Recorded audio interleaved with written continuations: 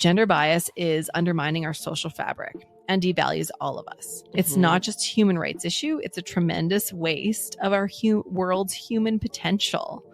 By denying women equal rights, we deny half the population a chance to live life at the fullest.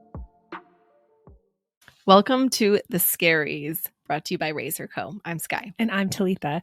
We are proudly broadcasting from Treaty 4 territory here in Regina. And in each episode, we tackle alarming, inconceivable, questionable, shocking, and scary statistics relating to, impacting, and intervening with the lives of women and girls worldwide. You'll hear the scary truth, take away tools and tips, and learn about what you can do about it. And the Scaries is an opportunity to raise awareness, share resources, and collectively use our voices as women and supporters of women to make some real change. The views expressed in this podcast are solely our own views, and this is for entertainment purposes only. The statistics are, though, valid and researched. And just note that some of the content we're sharing may be triggering to you, so please listen with caution. As straight, cisgender, white, able-bodied settler women, we are aware of the privilege we have, and we want to use this platform to spread awareness about the scary reality women from around the world face in different life situations. Why? Because sometimes nothing is scarier than being a woman.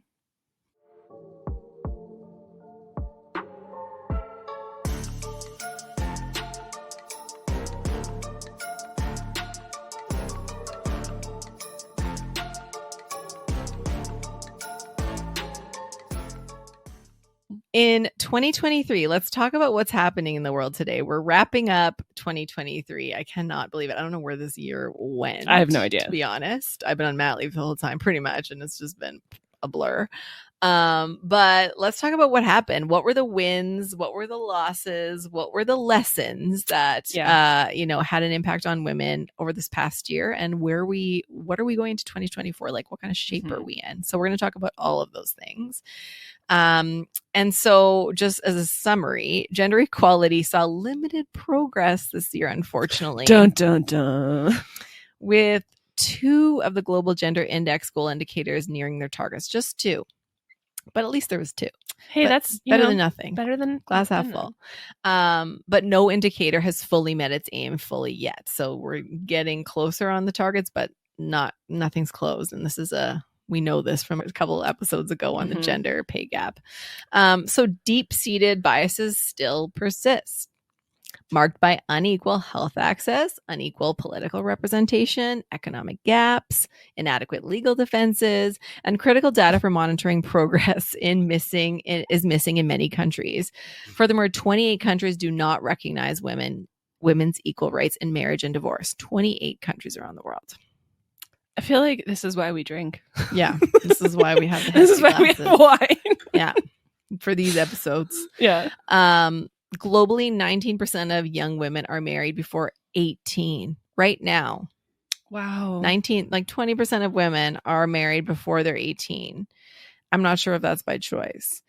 I would say that's probably like accounting for like child marriages. Yeah, exactly. Yeah. And there is a notable disparity in leadership roles, which we'll get into.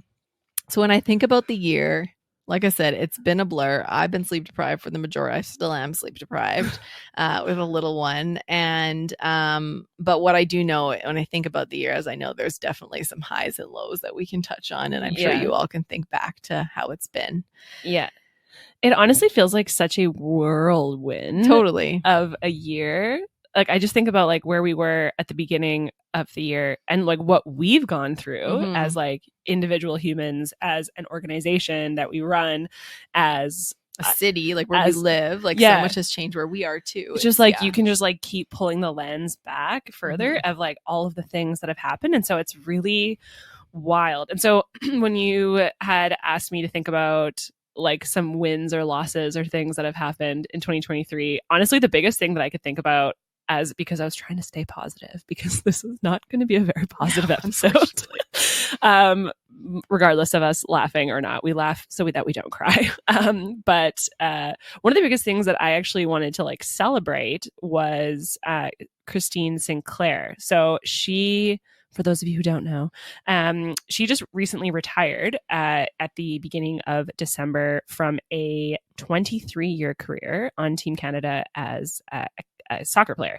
And so something that I think is just really noteworthy of her, and something that's really worth celebrating is that she's, I mean, Canadian, first of all. She's a woman in sport, and she's played 331 matches for Team Canada, during which she scored 190 international goals. And so, like, just to put that into perspective, that's more than Cristiano Ronaldo, What? Lionel Messi, Pele, Abby Wambach, I think that's right. Yeah, that's right. Yeah. Mia Hamm, or any other soccer player in history. She has more goals, international goals, than any of those players.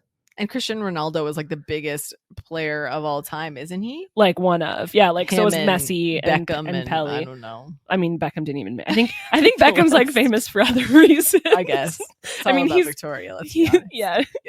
He's a good soccer player. But anyways, like, it's things like that I really try find the good in, because being able to have leaders like her, especially for young women in sport, or people in sport, and accessing and wanting to pursue sports, is just so tremendous. And we are so lucky to have her. So, like, this is my, like, that is huge. Yay, Miss Sinclair, for really truly crushing it and being like such a strong representation of what women can accomplish. And so yeah, anyways, that was just like my, like, hey, 2023 wasn't all bad. Totally. And I think, like, we'll get into the stats, but they're totally very general and high level. But when we drill down at the individual level of what women are accomplishing by themselves, there's probably so many things to celebrate. We're not going to get into all of those, because we'd be here all night and all day and, like, into 2025. But, like, yeah, we can't forget about those individual successes and the ripple effect that they have to, you know, encourage and motivate so many more people to do the same thing. Well, and it's like that, the thing that we talk about all the time in our work with Raise Her, which is that, like, when you can see it, you then believe you can be it. Yeah. And so when you see someone at that level, at that caliber, at that, and, like, also just, like, being like a really fantastic human on top of it, you're like, I can do that. I can dream to be that. So anyways, that was my, like, just little blip of some happiness, and we're going to share a little bit more, but then it just pretty much goes downhill from there. Yeah. So we are going to share some national and international stats, facts, and figures to give you a global perspective of how gender equity has shifted, both forwards but primarily backwards, across many factors in the majority of countries. So we got to start off with the good news, because I feel like it's just going to be a little bit wild, but let's start with the good news, and I'll start with a drink. Have a nice little sip of wine if you drink wine. Skylar does, and needed it to get off. Yeah. So starting with the good news, this is positive, so I'm celebrating.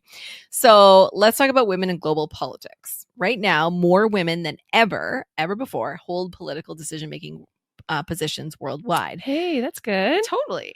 So gender parity is still far off, though, compared to men, but there's more than ever before. So that's huge. So, and this is according to the 2023 edition of the IPU UN Women Map of Women in Politics. Okay. So the data shows that the number of women in political leadership roles, both in government and in parliament, has increased overall, but some regions fall behind, of course. So as of January 1st, at the beginning of the year, 2023, 11.3% of countries have women heads of state. So that's 17 out of 151 countries, monarchy-based systems excluded. Okay. So it's not that much, but still 10%, 11%. Not great, but better than it was ever before. Got to keep that in mind. And 9.8% of countries have women heads of government, so women prime ministers or presidents, which is 19 countries out of 193. Again, we're not quite equal, but we're getting there. This is an increase compared to a decade ago, when figures stood at 5.3% and 7.3%. So, like, almost doubling those from a decade ago. Of all of the regions, of all the countries, Europe continues to have the highest number of countries led by women. They have 16 countries currently led by women, which is huge. That's so crazy. And I think thinking about back to, like, the gender pay gap episode that we did, and, like, that Scandinavian countries are doing so much better, I wonder if, like, a lot of those factors are probably have this to do with it. The top 5 countries that are closest to closing the gender pay gap are in Europe. Yeah. Are in, like, the Scandinavian countries. So makes sense. And, like, Iceland is number 1, and Iceland has a female prime minister. Yep. It's one of those. Makes sense. Yep. So women represent 22.8% of cabinet ministers as of January 1st, 2023, and Europe and North America represent 31.6%. And in Latin America and Caribbean, they represent 30.1%.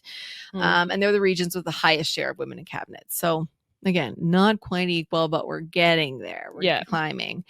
In most other regions, though, women are severely underrepresented, dropping as low as 10% in Central and Southern Asia and 8.1% in the Pacific Islands, Oceania excluding Australia and New Zealand. So, yeah, some areas are doing great, some not so much. Yeah.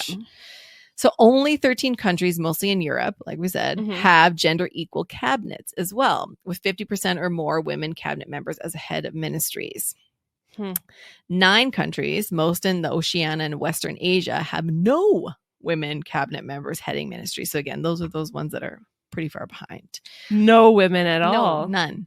The data also shows that although underrepresented, women are at the helm of other important policy portfolios, including environment, public administration, and education. So we're leading the key areas, which are super important. Okay, well, that's like, we're leading key areas, but not to be downer.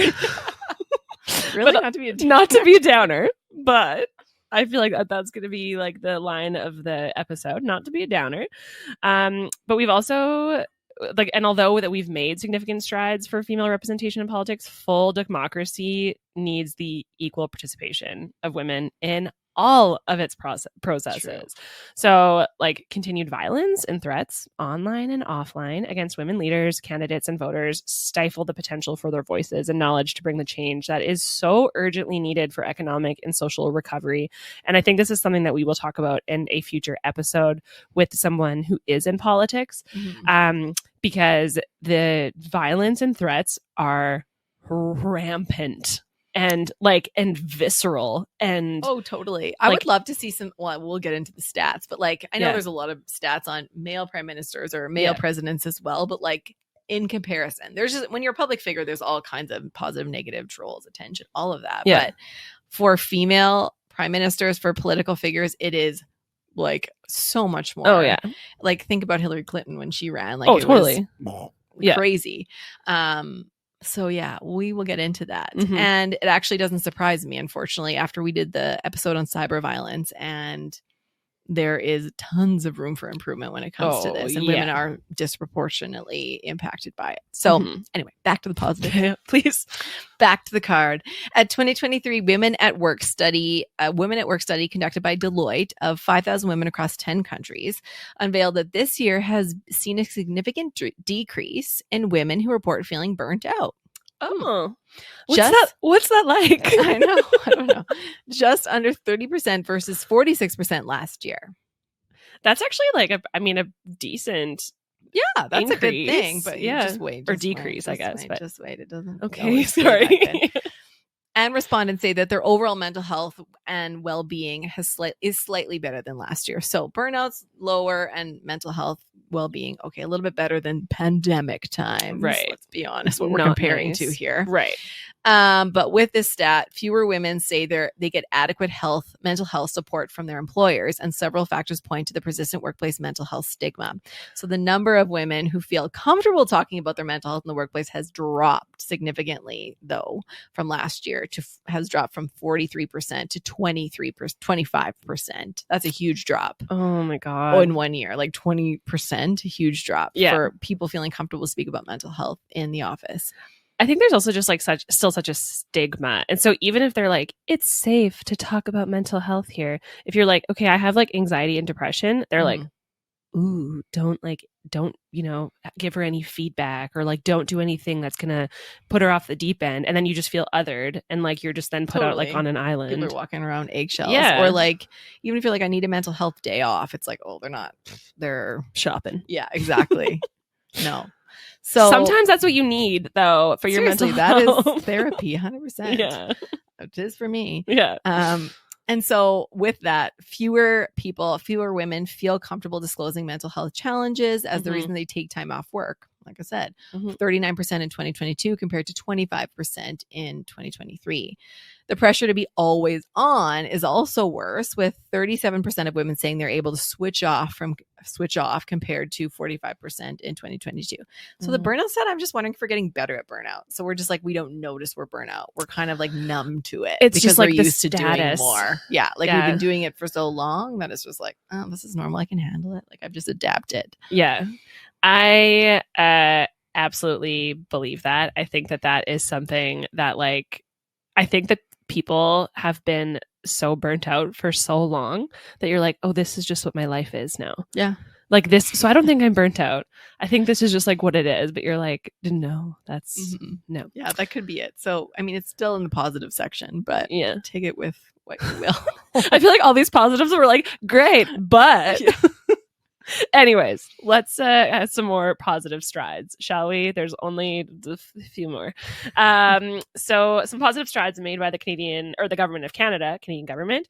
We should also note include the government of Canada recently announced bilateral agreements with Saskatchewan, Manitoba, and Prince Edward Island, so provinces within Canada, to support the implementation of the National Action Plan to End Gender-Based Violence. These agreements address each province's challenges, needs, and priorities under the 5 pillars of the National Action Plan. And I mean, very great to see and hear that, because as we know, Saskatchewan has the highest rate of intimate partner violence and gender-based violence. So that's great that there is a plan in place.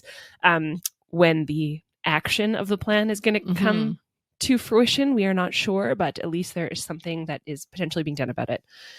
The government of Canada also made an investment of $160 million to sustain historic funding for Canadian women's organizations and equity-deserving groups, with a particular focus on Indigenous women, women with disabilities, members of the 2S LGBTQIA+ community, and newcomer Black, racialized, and migrant women. Finally, with funding from Wages 2S LGBTQIA+ Community Capacity Fund, Justice Trans New Access to Justice Research Project has identified programs, solutions, and steps for Two-Spirit, trans, non-binary, and gender non-conforming communities to transform the justice system into one that is equal for all. Ooh. So a lot of policies, a lot of writing's been being done in the last bit. So, I mean, we'll see if we see some of that come to fruition in the next number of years. Hopefully it doesn't take too long. That's the thing. It probably will be a number of years, but how long is this action plan? Like a 10-year action plan? Usually they are. So we'll see. We'll check back in 2033. Yeah. We're still here. Yeah. Still here doing this. So I don't want to cut things off when we're so excited about all the progress we've made. But yeah, there are quite a few losses this year, unfortunately, and reverses back that we experienced worldwide in 2023. So, and I don't know really why. Like why 2023? I can't pinpoint why this year we've had so many setbacks. I don't know. Wasn't that there was something in the gender pay gap episode as well that we talked about, like there being like a huge decrease in 2023? That's reiterated in this one. Women in leadership roles, there's less of them now than last year or the year before, I think. So yeah, I don't know what happened specifically this year that like globally in so many areas, you know, that's anyway, we'll get into it. Yeah. So from a bird's eye view, some of the key setbacks for women this year included the global pandemic continues on, conflict, the climate crisis, and harsh backlash against women's sexual and reproductive health and rights, to name a few. Just a couple. And they're further diminishing the outlook on gender equality, all of those things combined together. So violence against women remains super high. Global health, climate, and humanitarian crises have further increased the risks of violence against women, especially for the most vulnerable women and girls. And women feel more unsafe than they've ever done before the pandemic. In countries as diverse as in the US, women and girls now have fewer rights than their mothers and grandmothers did. Hard to believe. I don't know. Like I said, what has happened? Like, I don't know. After chatting about Barbie and like where we've gone and how much, like, you know, every year took them a while to get the point, but like slowly learning and adjusting and tweaking and changing. And then we're going back to things pre-grandma. Like, that's come on. crazy. Why? I don't know. Yeah. I don't know. I also found that in Afghanistan, the Taliban has banned women from attending secondary school and university, pushing the world further away from achieving the UN Global Goal 5 for gender equality. Banned women. You know what I think it is, actually, now that I think I've got it? She solved it, ladies and gentlemen. Well, I don't know what it is, but I think now more than ever, women are a lot more vocal, or the power of us collectively is a lot more strong than ever before. So there's a lot more power to push back on us. True. To push us back down, because we've made so many strides forward. There's still a long way to go, but we're finally like speaking out. We're taking those leadership roles. We're moving into positions of power and decision making, and people are seeing it and getting scared. And then they try to take it away. They're pulling out all their stops to push us back in some areas anyway.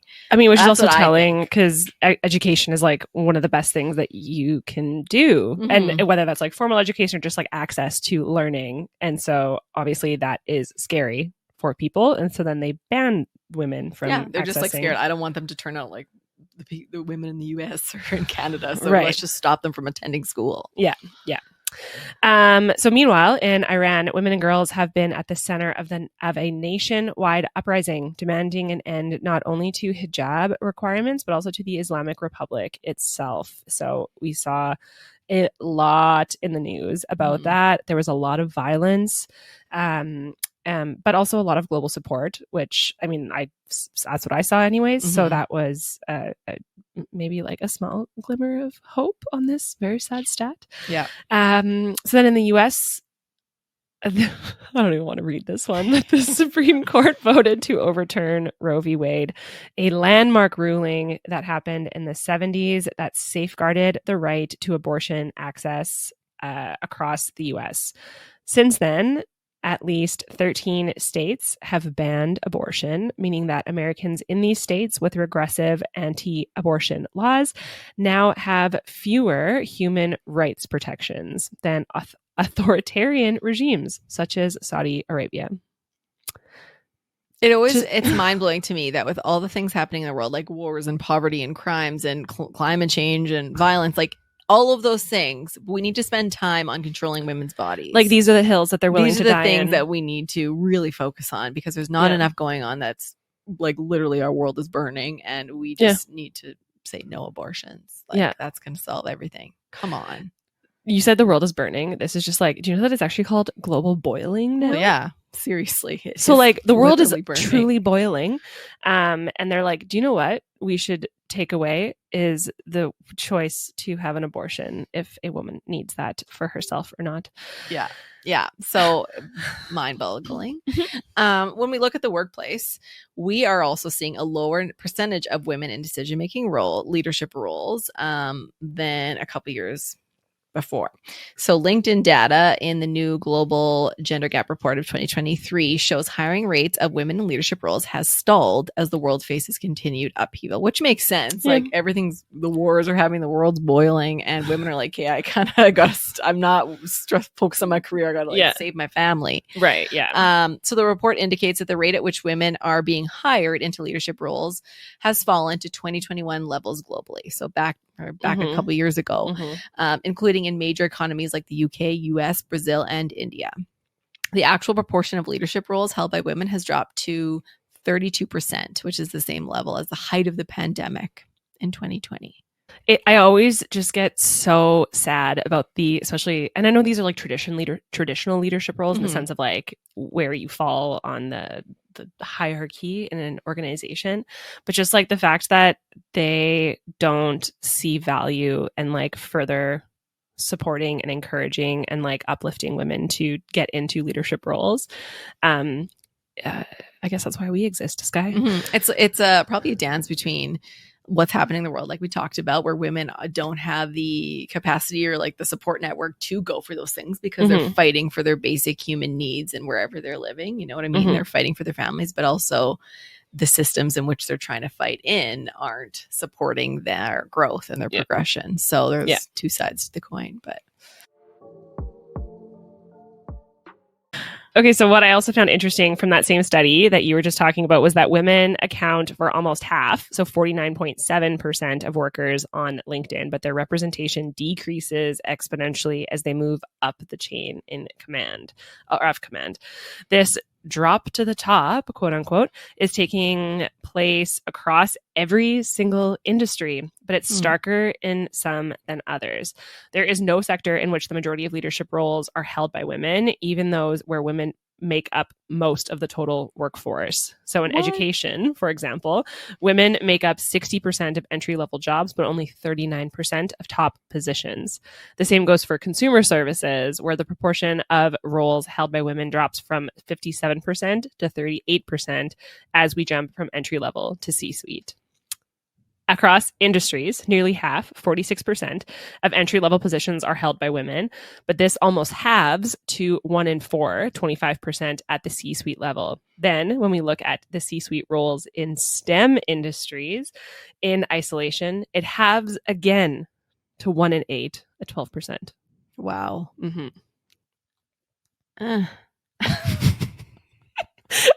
There's like just points in episodes where we're just like, it's no just words. Yeah, there's no words. Yeah, exactly. No. Yeah. And it all reinforces our several last episodes that bring across the same similar themes about, and the most recent one, or a couple episodes back, about the global gender pay gap and why this all aligns. An annual review by the UN Women and the UN Department of Economic and Social Affairs examines the state of gender equality within the framework of the 17 Sustainable Development Goals. At the current rate, we risk leaving more than 340 million women and girls in abject poverty by 2030. And an alarming 4% could grapple with extreme flood insecurity by that year. So that's where we're at now. Even with significant progress in certain sectors, as we approach the halfway mark of 2030, the 2030 Agenda for Sustainable Development, monumental challenges remain. So some of those are, and there's a number of them. So we're going to split these up. Poverty is the number one thing. The report forecasts that by 2030, 8% of the global female population, approximately 342 million women and girls, will continue to live on less than $2.15 US a day. Only 42% of countries have sex disaggregated poverty data readily available, impeding targeted intervention. So we don't even know if that captures everyone. Probably not.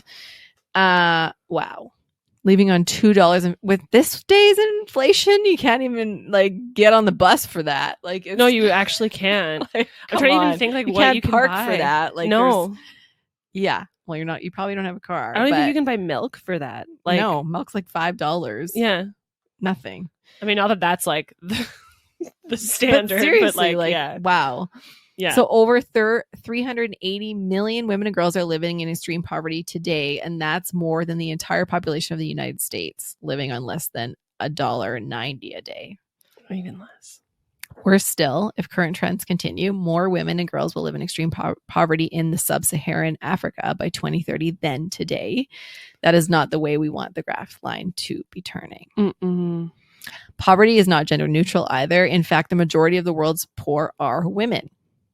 Why? Good. Poverty disproportionately affects women because they do not have as many opportunities across the world as men to receive education. As we know, in those countries, they can't even get an access education, work, or own property. So that's another episode, poverty and homelessness for women, we'll get into. Yeah.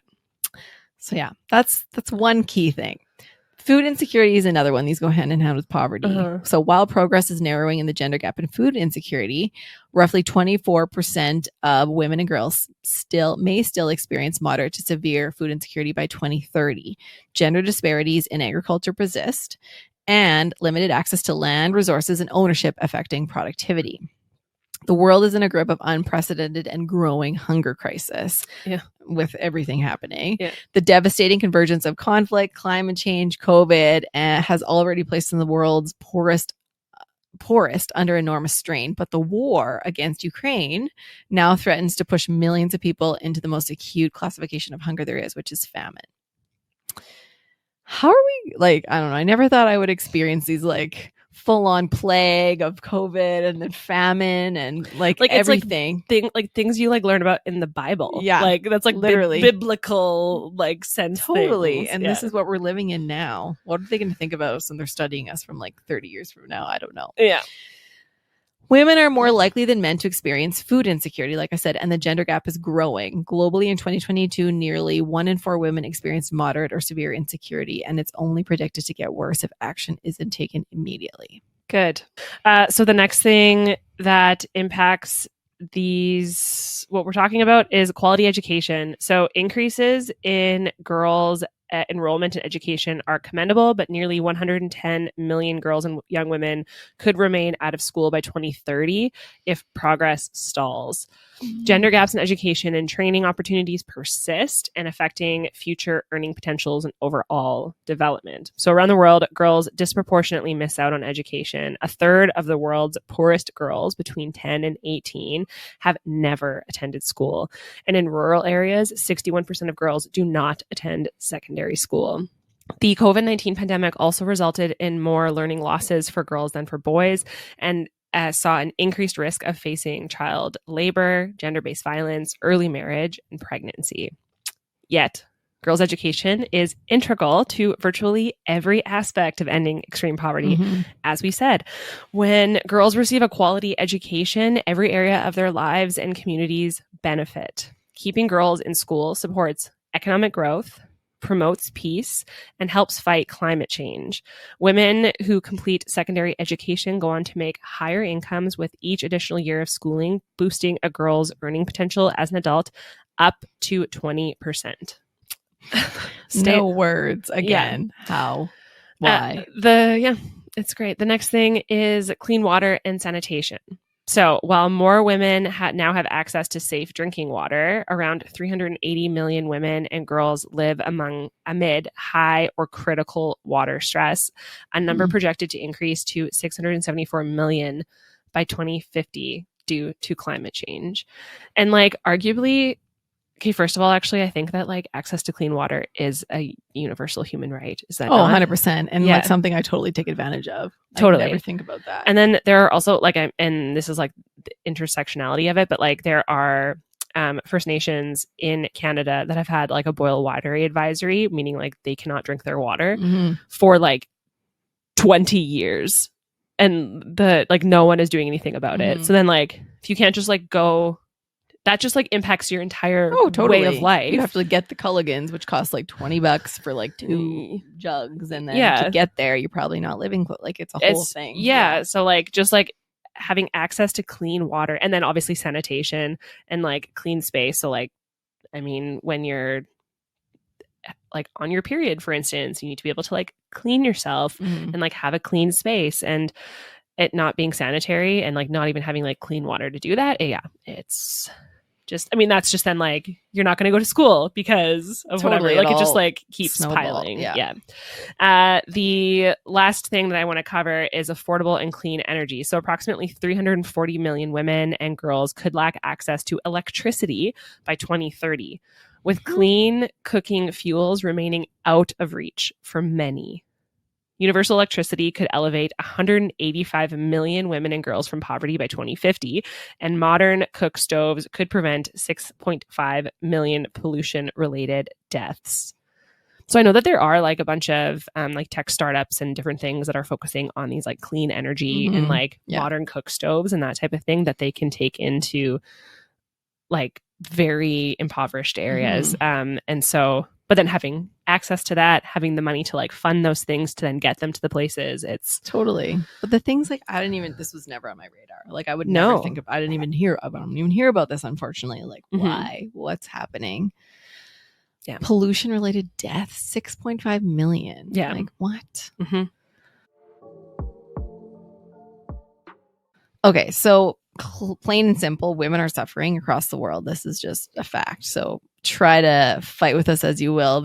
We have pages and pages of notes to tell you otherwise. So there's not a single country in the world that's achieved gender equality after all these stats we shared. Yeah. On a global level, there's been little progress on the gender equality since global goals were signed in 2015. There's been little progress. Almost 10 years. Almost 10 years. A third of countries have made no progress since then, and of these, 18 countries have seen gender inequality worsen, with Venezuela, Afghanistan, Algeria, Belarus, Kuwait, and Ecuador as the worst affected. Things have gotten worse. The worst countries for gender equality in 2022 were Sudan, Yemen, Afghanistan, and Chad, which I think are the same for 2023 from the last couple episodes ago. Yeah. South Sudan has some of the highest rates for forced marriage and maternal mortality.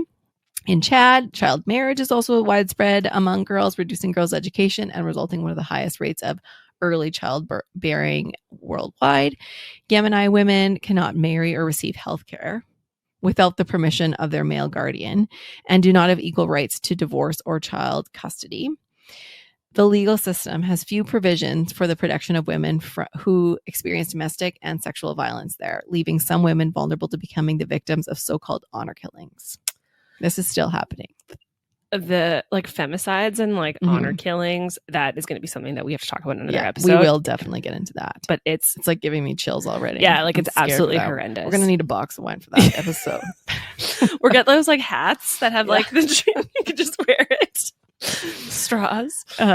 We do not condone drinking as a way to numb these pains. Drink responsibly, but these are all jokes. This is a joke. Yeah. Meanwhile, in Afghanistan, also, the UN experts revealed in March of 2023 that 20 years of progress for women and girls' rights have been erased since the Taliban has taken over the country. Erased.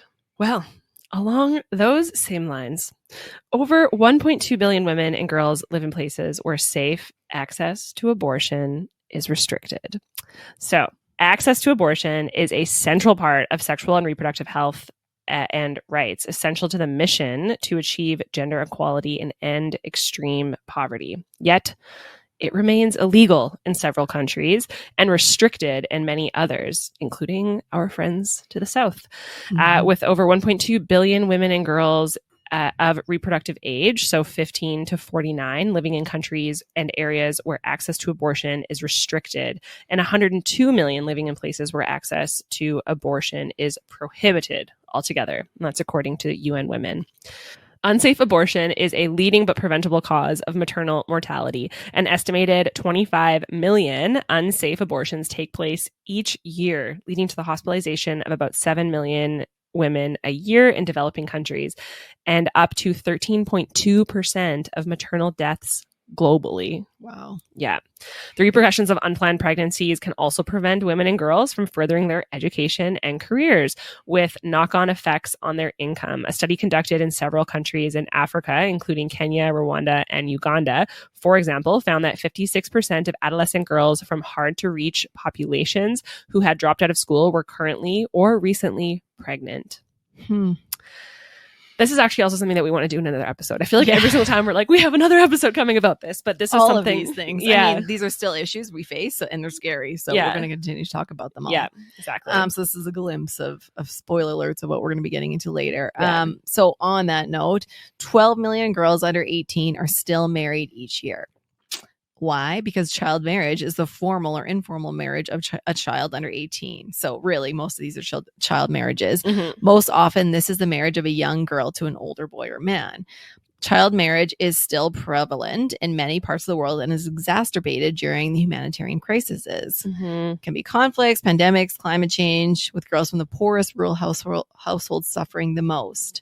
The UN report states that in 2021, nearly 1 in 5 women aged 20 to 24 were married before turning 18 from across countries. Girls from wealthy families in Bangladesh have been forced into marriages as children. Syrian refugees girls displaced by conflict have been married off before they were ready. American girls from Christian families have been victims of child marriage. And girls living in poverty in Myanmar have been married off to older men in China. So this is happening everywhere. It doesn't matter where you're from, what you do, how much money you have. This is happening all the time. So to eradicate child marriage by 2030, progress must be 17 times faster than it is than the previous decade.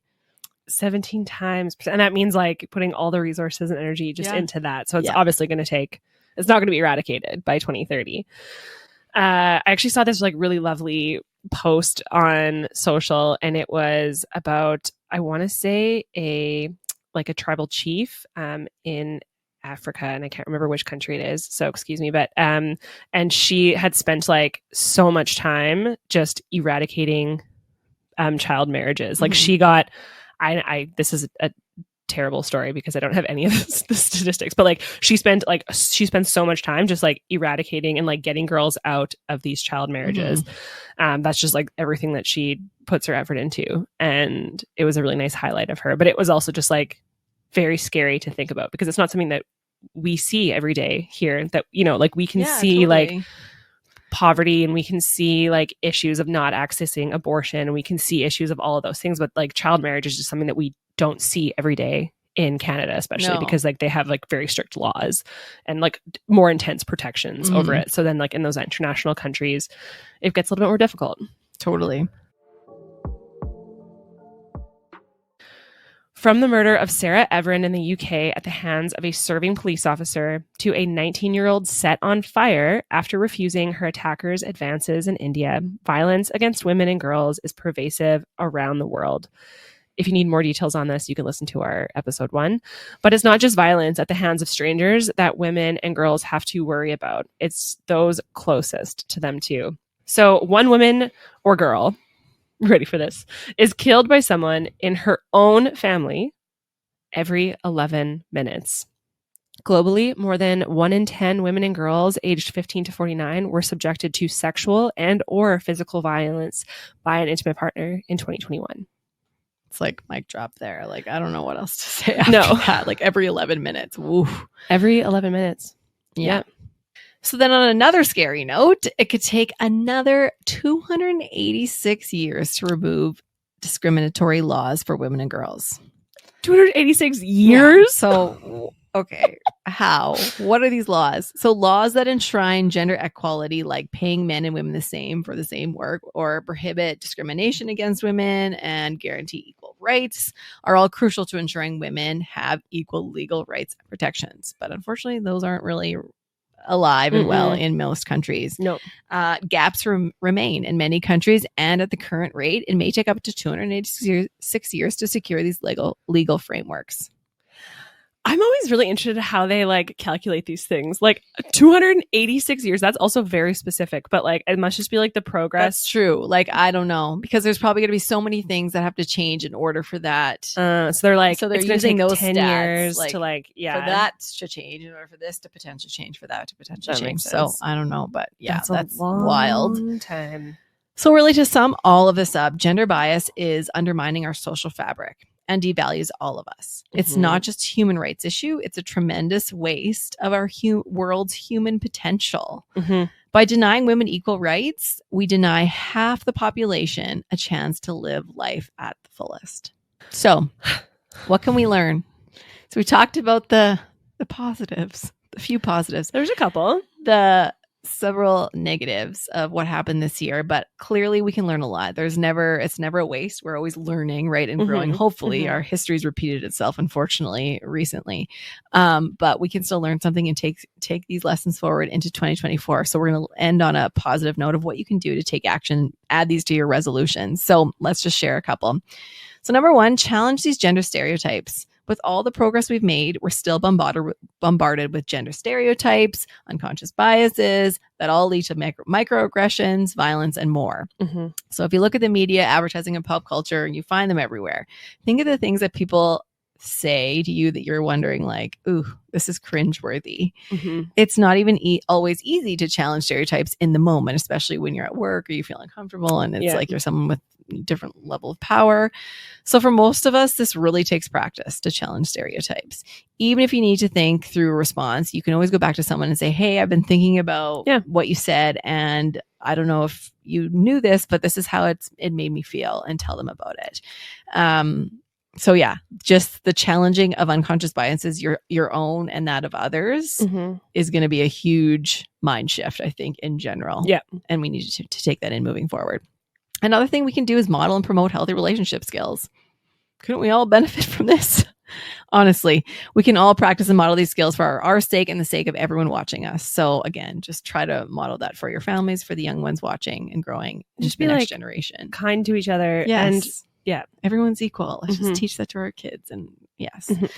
Build the culture of consent. Another thing that we can share with our families and children. A recent survey of the women, the Canadian Women Foundation conducted, found that even after increased public discussions about sexual violence, only 28% of people in Canada fully understand what giving and getting consent really means. The good news is that many agree that education is key to building stronger and public understanding of consent. So the more we talk about it, the more we listen to podcasts like this, the more you can educate. Consent isn't only about sexual behavior, saying yes and no without pressure. It's about coercion and the misunderstanding. It's all a part of all those things is about consent. So you got to dig a little deeper. Think about all the ways you can open up dialogues on consent, particularly with children. I like that. That's something that you and I talk about a lot. Oh, totally. Especially we with don't our have kids. to give a hug if you're not ready to give a hug. Like, let's not pressure it or a kiss or whatever. Yep. Nope. You have your own space. Yep. Here's another good idea, since we had so many celebrations coming up, Christmas, New Year's, what else is coming in your new year, but repurpose an event with friends and family. If you have something coming up, get your friends and family involved by repurposing that event to fundraise for programs or not charities or things that are driving the action towards equity in your community around the world. I like that. So try that. I know you do that a lot with I do. your son's birthdays. It's always let's adopt a puppy at the same time. I do. Every time we have a birthday party for Haven, it's I always bring a rescue and have rescue dogs there. And then I'm like, hey, if you want to donate and then also just take a puppy home, you should do that. So. Totally. Yeah, we got to start making our birthdays like something about ending domestic violence and all the things. Yeah, absolutely. Let's do that. Yeah. So another option here for you, another action is push for an end to violence. Sounds big, but there's things you can do. So the sheer scale of gender-based violence in Canada is shocking. As we've chatted about, so many women, girls, trans, non-binary people face high rates of physical, sexual, and emotional abuse. Rates are higher for women who face multiple discriminations based on other factors like race, disability, and age. So for years, advocates have been calling for the National Action Plan to end this violence. We have it. Now's our chance to action it. So take the time to read this plan. It's all fully available online. You just have to Google it. Read what it's about. There's all kinds of campaigns going on, but like promote those, advocate those, amplify those, bring awareness to it so that people can know about what's happening. Let your voice be heard. Yes, exactly. So the next thing you can do is better support those dealing with abuse. Check out episode 1 and 2 for links and resources and tips. I'm not going to list the whole gamut of those right now, but there are a lot of different things that you can do to support those going through and suffering with abuse. The next is find and be a mentor. So because of its transformative impact on women and girls, mentorship is actually a key part of the many programs that we put together, that we fund, that we are a part of. Mentorship can boost confidence and provide positive role models and encourage mentees to reach their full potential. You can check in your workplace, your school, and in your community for those opportunities. And we actually at Raise Her Co., alongside the U of R Champions of Change Club, offer a mentorship program called She's Here. It'll be launching in like a couple of weeks from the time that this episode goes live. But you can check out our website for more details if you want to get involved in the next iteration of it. Next is promote inclusive leadership. So women remain underrepresented in professional and political leadership roles, as Skylar so eloquently went over at the beginning of this episode.